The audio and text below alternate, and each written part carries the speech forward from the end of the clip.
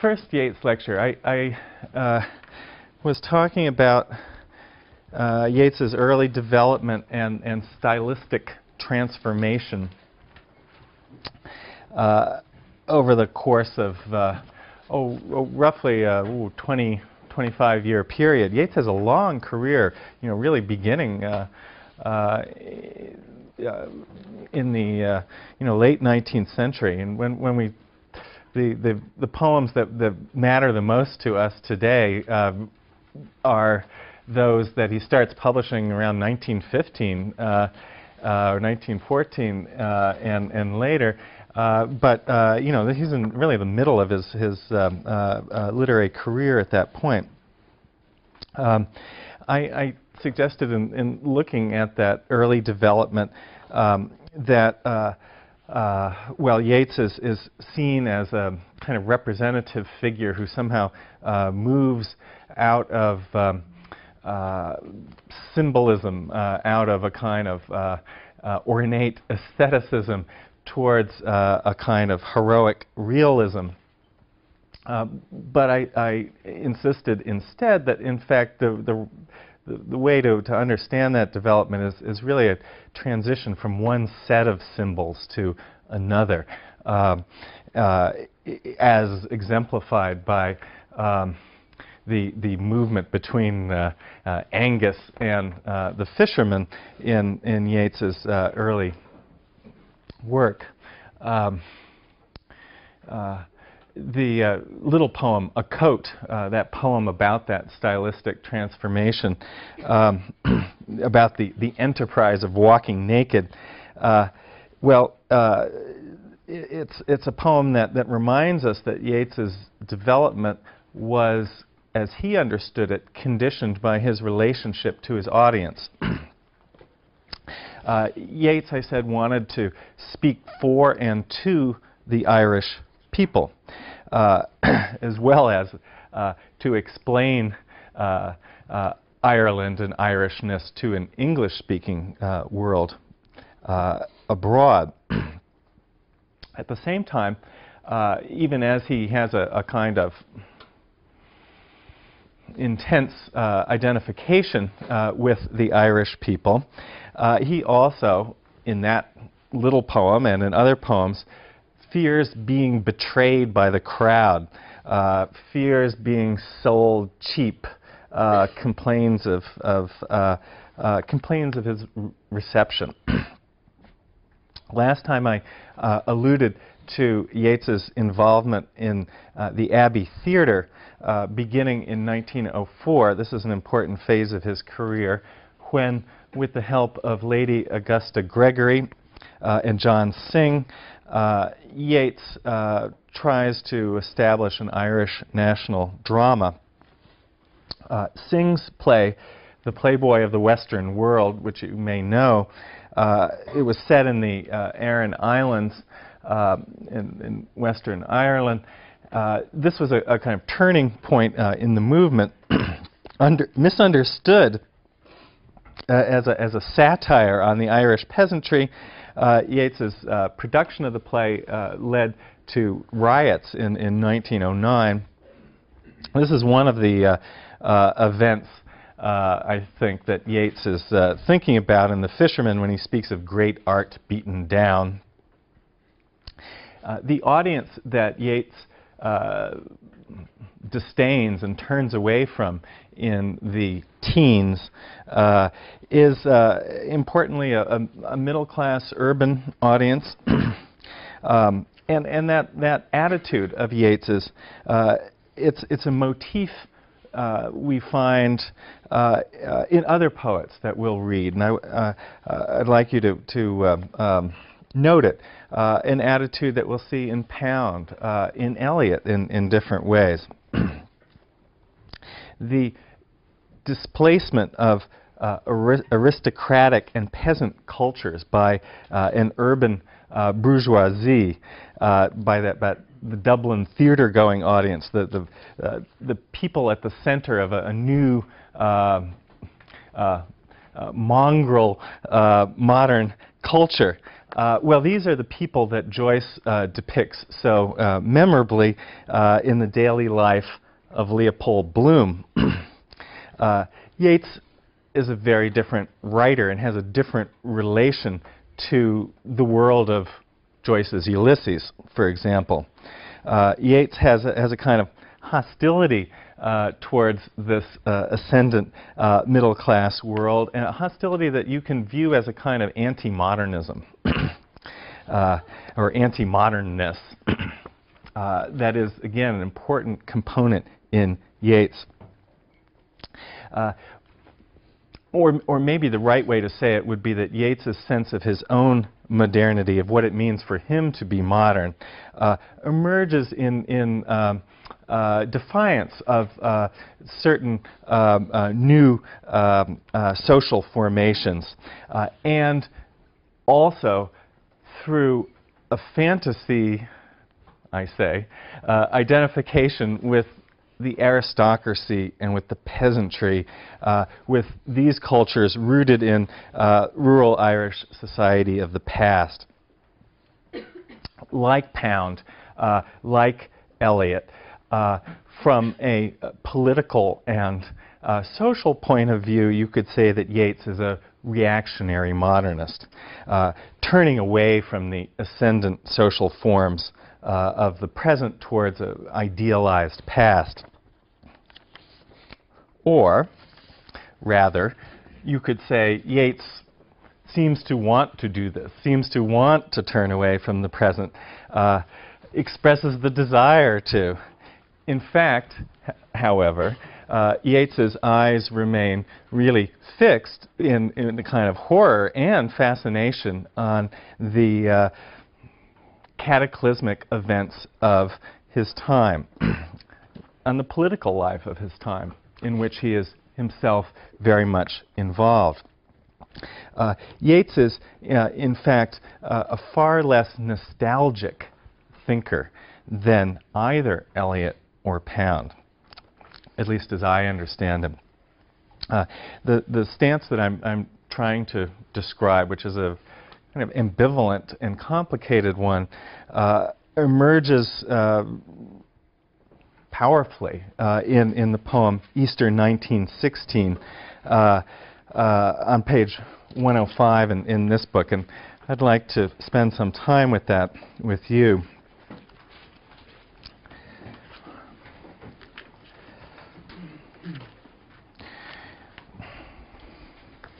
Easter 1916. The subject of this poem is the Easter uprising, the Irish Republican challenge to English domination that briefly established an Irish state that led by Patrick Pearse, who, along with, in fact, all but one of the leaders of the insurrection, was executed. These events have still have a kind of central and powerful place in modern Irish consciousness. If you go to Dublin and you enter the post office, one of the important scenes of the rebellion, you find great wall paintings of scenes from the rising, almost like Stations of the Cross.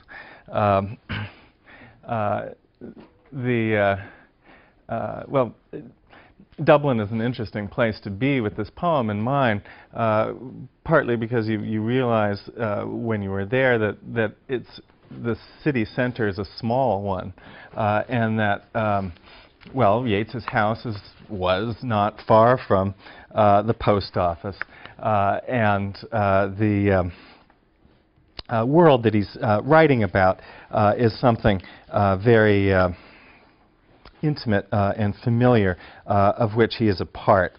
And that is, in fact, one of the important points of departure for this poem.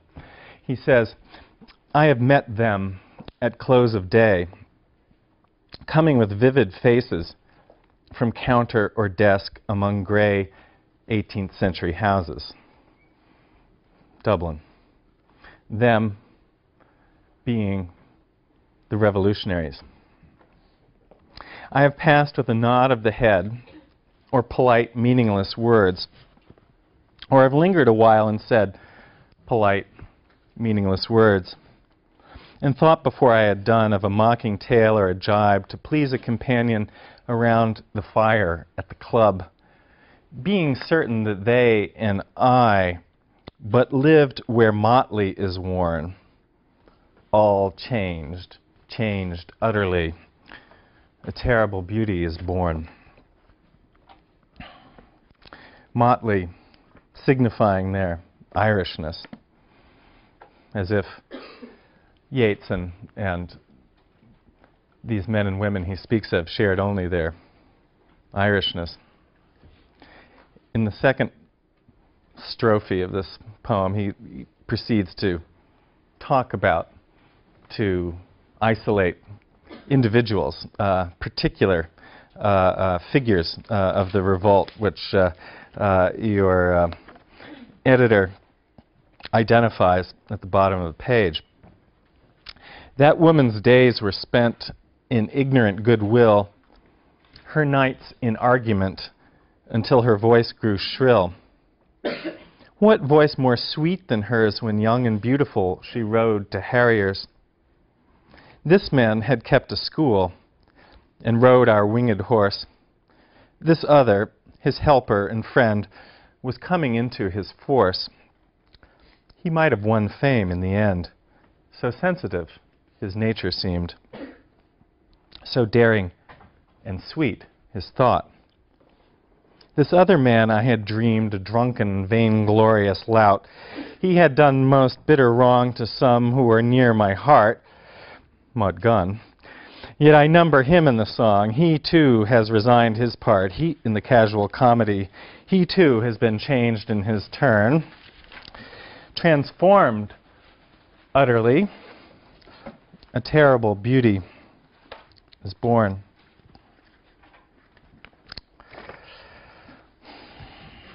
Yeats is describing his interaction with and his distance from Peirce and the others in that first stanza, and then in the second.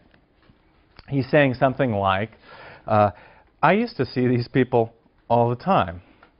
I was proud, however. I kept myself apart from them.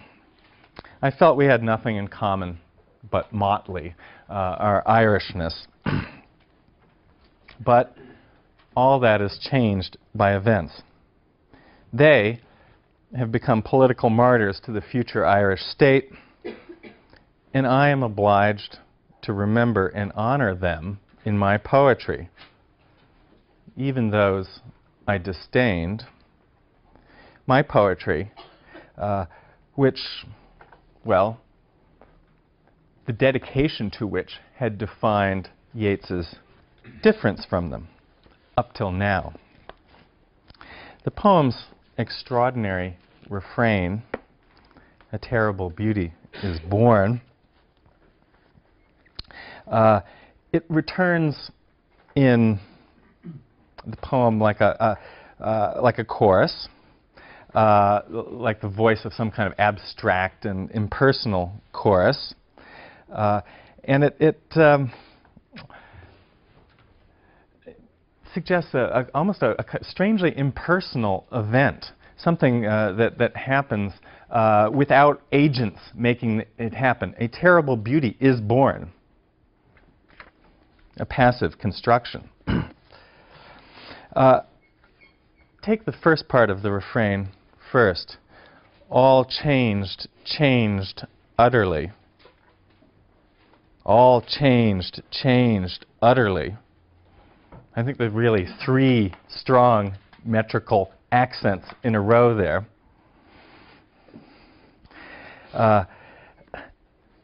By all, that three-letter word, a highly Yeatsian word, a word Yeats loves to use. You'll see him use it often.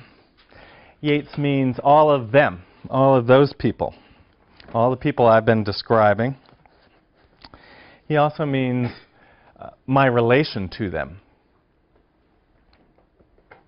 the way I kept myself apart from them. He also means all, everything, plain and simple, all in the sense of everyone and everything, all conveying a kind of apocalyptic, epical event. That wonderful pileup of stress in that line, all changed utterly. A terrible beauty is born. Another two strong three-beat lines in a row. They become a kind of, well, what? Bell ringing in the poem, pealing and announcing the coming, the birth of a new and terrible age. How can something be changed utterly?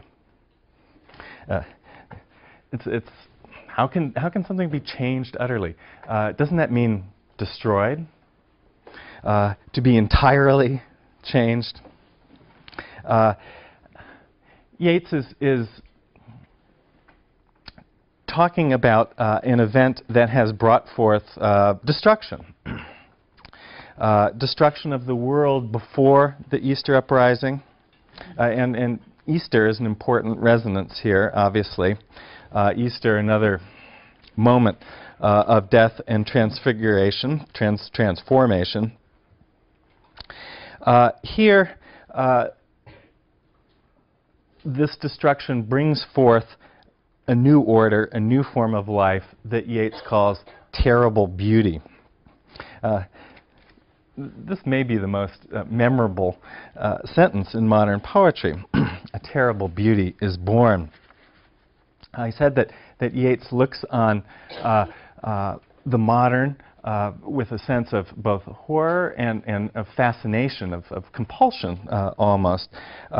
Well, it's a terrible beauty he sees that draws him in this way. He sees specifically the passion of the revolutionaries act, and he finds it beautiful. Yeats aestheticizes their political action. He finds beauty in it. It seems even or especially because it is terror-filled. When the change that it enacts is utter, which is to say, a change that means blood.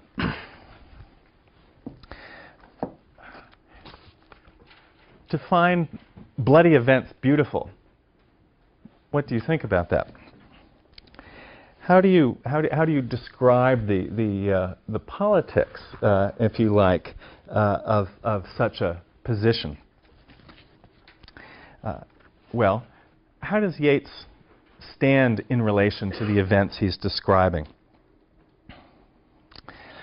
Easter 1916 equivocates. Like that phrase, terrible beauty, the poem is full of contradictions, of contradictory feelings. It takes the side of the nationalists. It also makes the anti-nationalist, the English or pro-English or unionist case. It sees the dead as heroic martyrs.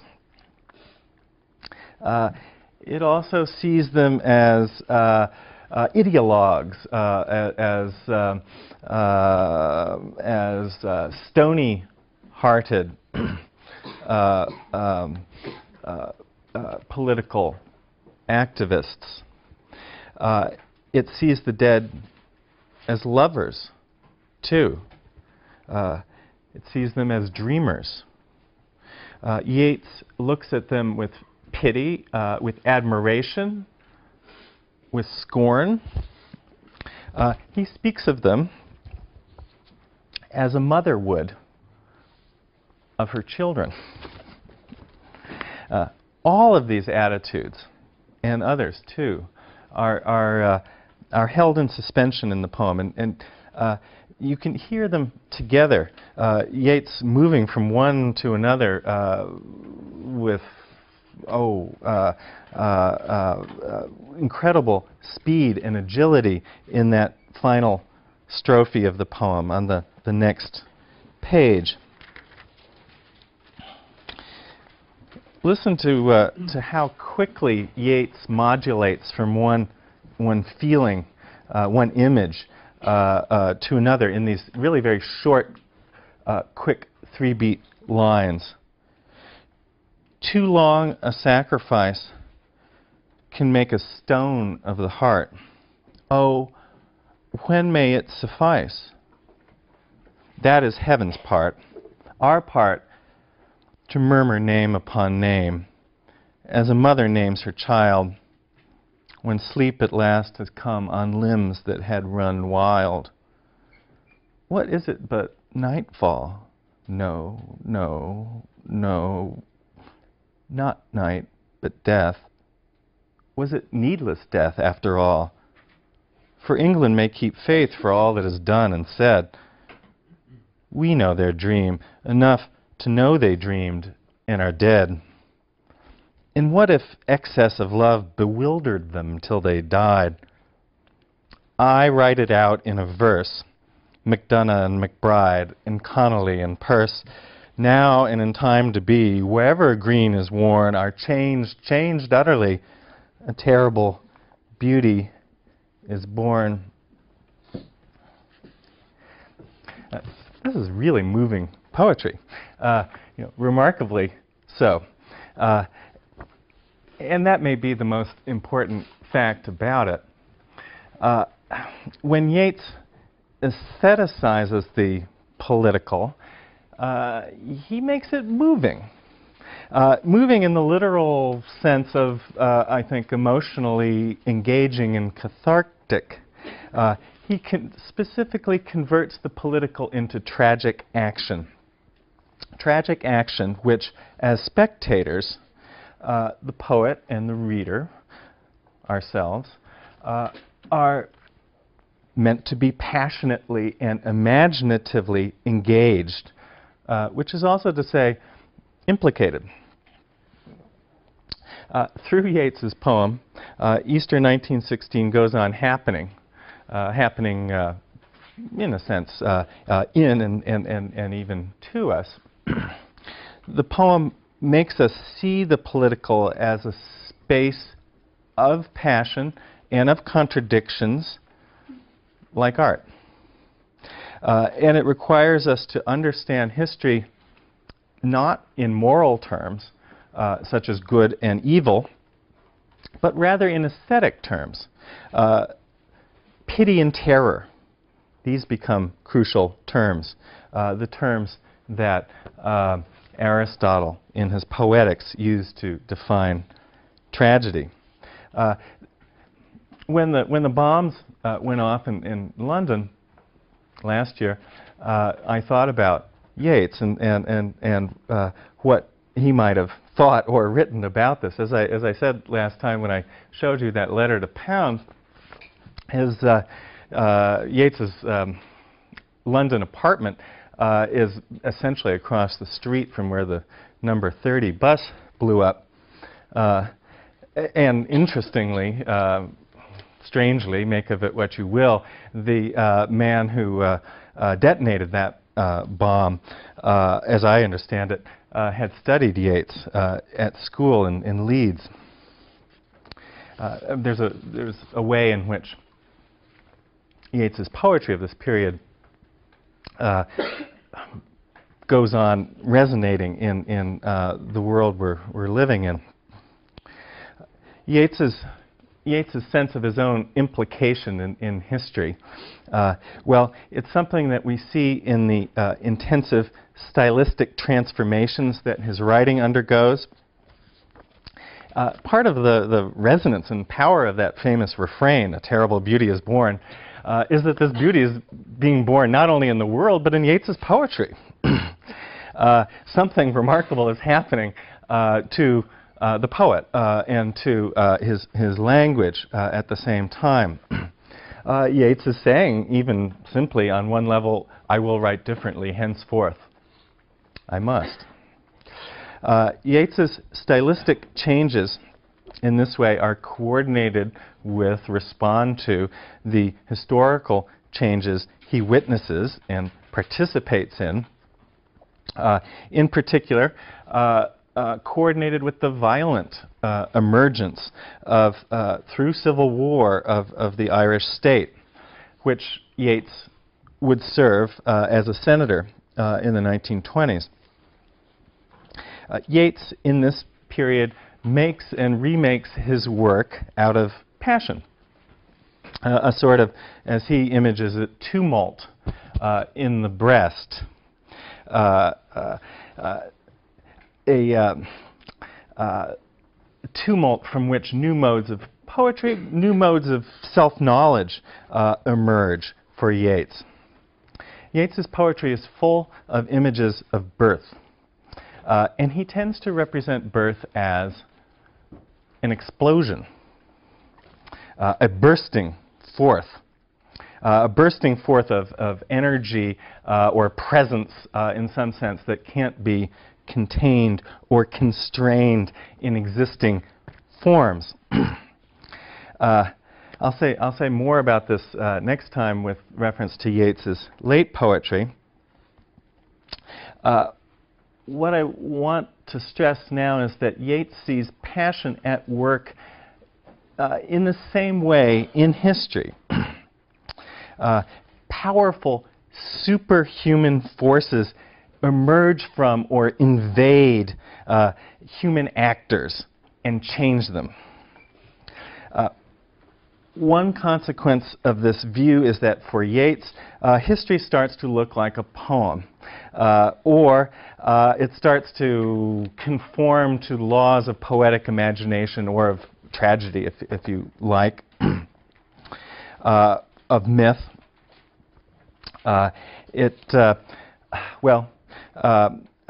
In the Easter Rising, Peirce and the others for Yeats invoke, as the revolutionaries themselves deliberately and rhetorically did, invoke ancient Irish heroes. Peirce is seen as, in Yeats's poetry and in popular lore, as Cuchulainn, as a kind of avatar of the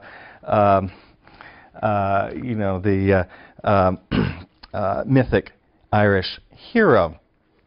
At the same time as the superhuman enters these historical characters in this way, there's also,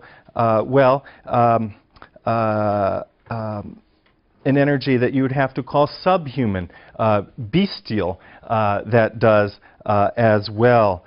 In his late poem, The Statues, which you don't have, Yeats says,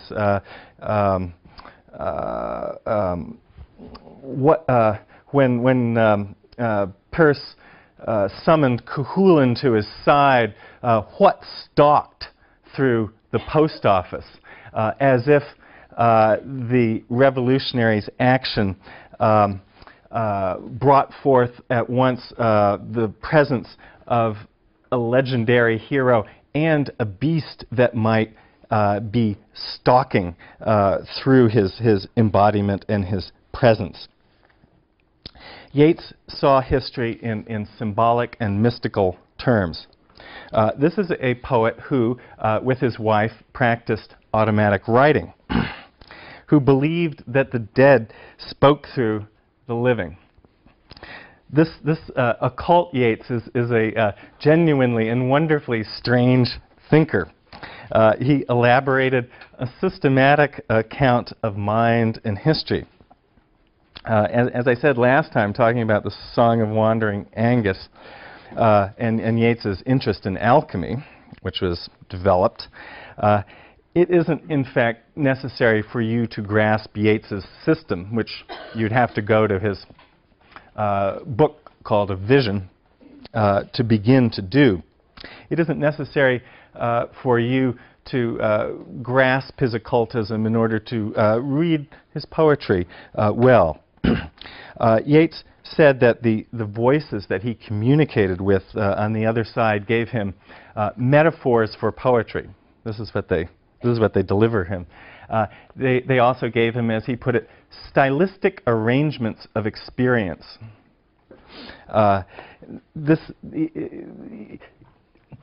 The occult gives Yeats aesthetic forms for understanding individual psychology and historical event. This is, I think, how we need to understand the various occult symbols in another great poem from this phase in his career, a little bit further on, The Second Coming, on page 111.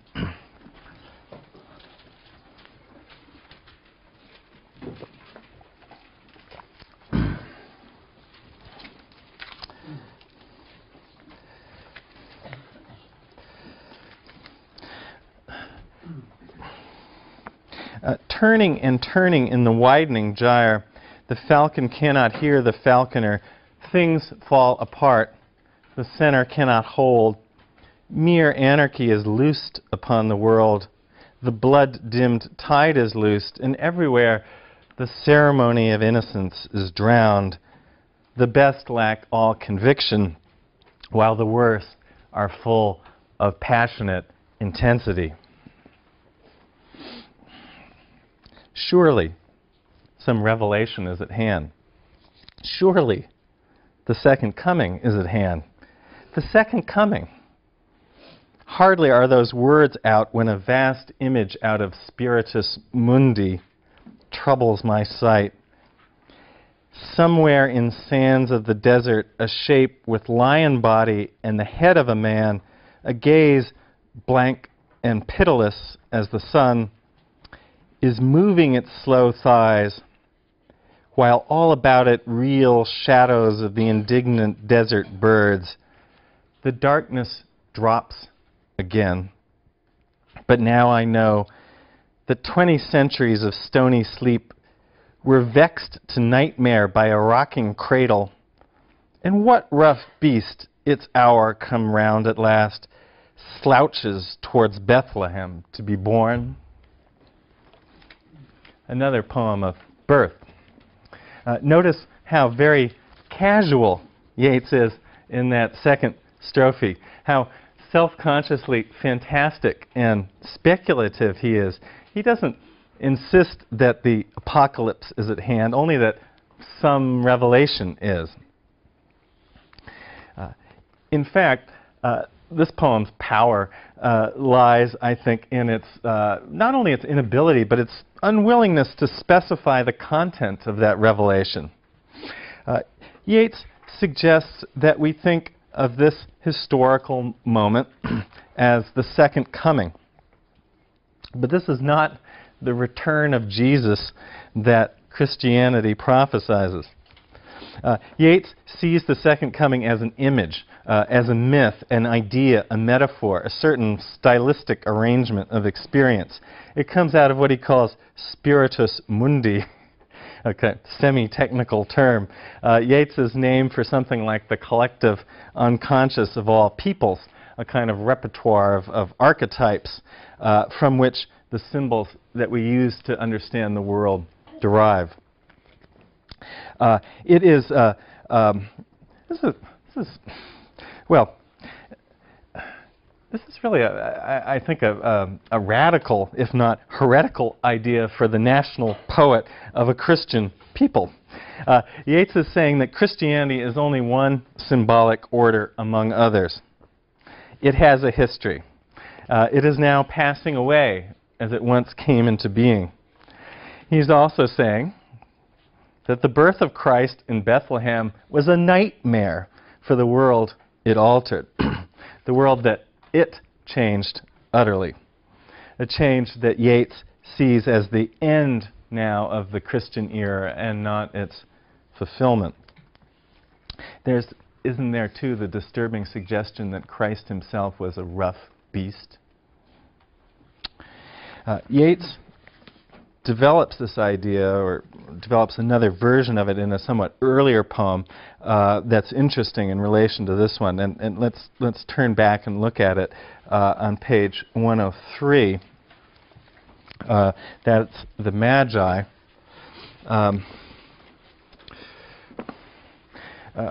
Again, a visionary poem where Yeats is saying, I see in my mind's eye. The action of the poem takes place in Yeats's imagination.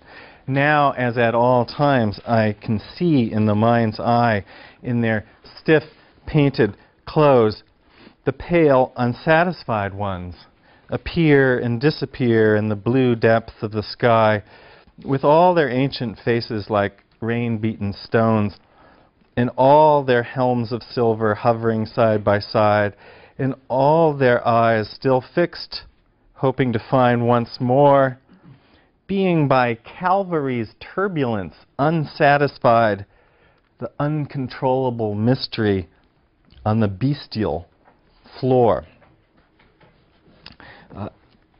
The Magi here are, again, an image, a kind of visionary symbol. An image available in the mind's eye at all times. They are unsatisfied by Calvary's turbulence. Calvary's turbulence. A remarkable phrase. Unsatisfied by the scene of Christian martyrdom. Because they recognize that history is cyclical, and that the cycle that they saw come into being can only be completed by another such birth, not by Christ's death and resurrection. Notice here how Yeats images what is at the core of Christ's birth. It is an uncontrollable mystery on the bestial floor, on the floor, on the bottom, on the ground, where the animals dwell. The second coming, it seems, is as Yeats imagines it, a kind of similarly uncontrollable mystery. And the energy, the new presence that it releases into the world is bestial, is that of a beast. The divine enters the human in these poems of Yeats through the bestial. It's a powerful and disturbing idea. There's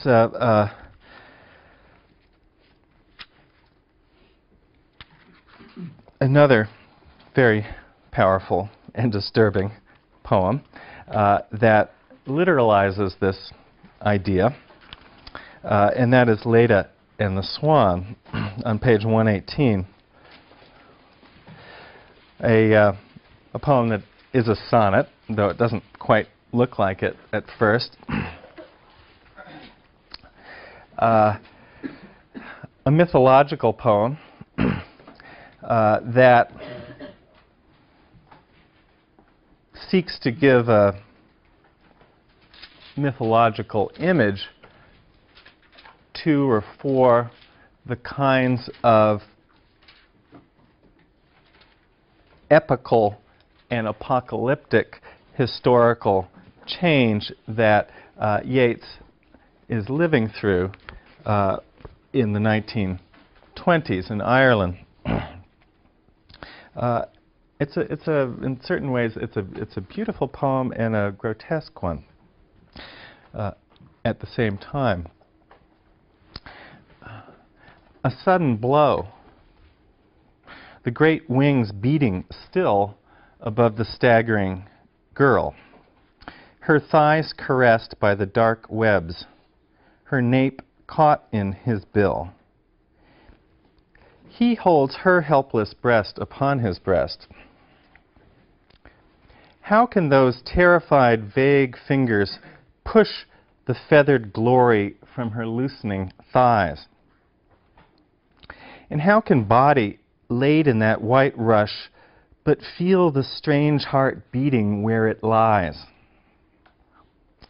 A shudder in the loins engenders there the broken wall, the burning roof and tower, and Agamemnon dead. Being so caught up, so mastered by the brute blood of the air, did she put on his knowledge with his power before the indifferent beak could let her drop? History, what makes history happen, is imaged here in the form of the rape of the human by the divine in the form of a beast, the form of a swan. The myth that Yeats takes up is of Zeus's rape of the maiden Leda, whom he attacks as a swan. The offspring that the rape engender includes Helen, the terrible beauty for whom the Trojan War was fought. Also, Clytemnestra, the wife of the Greek lord Agamemnon, whom Clytemnestra murders on his return from Troy. Those future events are glimpsed in the sestet of this poem, in the final 6 lines. They are, in a sense, compressed and imaged and contained in the rape itself. There's a kind of radical foreshortening of temporal experience at what Yeats images as the orgasmic union of the divine and human, a shudder in the loins, bringing about the sack of Troy, the murder of the king, all that future contained in this generative, ambiguous violence in the presence that the poem describes, the present that the poem describes. In effect, in that middle part of the poem, Yeats collapses creation and destruction, suggesting that the same bestial energy flows through both of these acts. Here, divine force reduces to brute power in somewhat the same way as it does in the Magi and the Second Coming. One result of this is Yeats's, and this is interesting, his lack of interest in the god. This isn't a poem about Zeus. It's not a poem about the swan. He doesn't name the swan, just as he doesn't name the rough beast in the Second Coming. What the swan thinks or feels or intends doesn't matter. The swan is really only a force. And Yeats's concern is rather with the human experience of that force, which is, again, another manifestation of terrible beauty. Yeats explores that experience, which is an experience of suffering here, and of violation, through a series of rhetorical questions, which are a crucial poetic device for Yeats. Yeats is a poet who asks questions. Questions, well, they're different. Even rhetorical questions are different, aren't they, from statements of fact. They're more like propositions, like speculations, that we're asked to test through empathic identification with, in this case, the poem's subject, Leda. This is what the form of the question invites, I think. In Easter 1916, I talked about Yeats's partial, complicated identification with the suffering martyrs of that poem. Well, that identification here is reimagined, and we're invited into it, too, troublingly, I think. The frightening experience that Yeats evokes here is the imposition of the divine on the human. Helpless breast on breast. That's a wonderful phrase. The repetition of breast links them, makes us see them together, side by side, one on top of the other. It even, I think, identifies the divine and the human, makes them hard to tell apart, binds them, even while we are being confronted with their difference. Leda feels the beating of the swan's heart, and that heart is strange to her, that simple, powerful word. The poem's great final question concerns that perception. Did she put on his knowledge with his power? Did she know the heart she felt? Or could she only feel it? What difference would it make between those two things? Between knowing that heart and merely feeling it? It's the difference between knowing history, understanding its patterns and motivating forces, its causes, intentions, and merely feeling it, merely suffering it, serving as its instrument or vessel, an object to be dropped when it's no longer useful. To know history, to be able to put on the God's knowledge with his power, would be to have access to history's meaning, and therefore to be more than merely subject to it, subject to its capricious and violating forces. But Yeats doesn't answer the question, does he? Well, why not? Probably because there isn't an answer. The further implication is, I think, that whether or not we can have access to historical knowledge, the only path to such knowledge is through submission to its bestial or brute power, which is a kind of shattering experience in this poem. Well, on Monday we'll look at some of the figures in Yeats's late poems who represent a kind of knowledge to be had through an experience of, well, violation or of shattering power. Characters such as the mad old men or Crazy Jane in Yeats's late poems.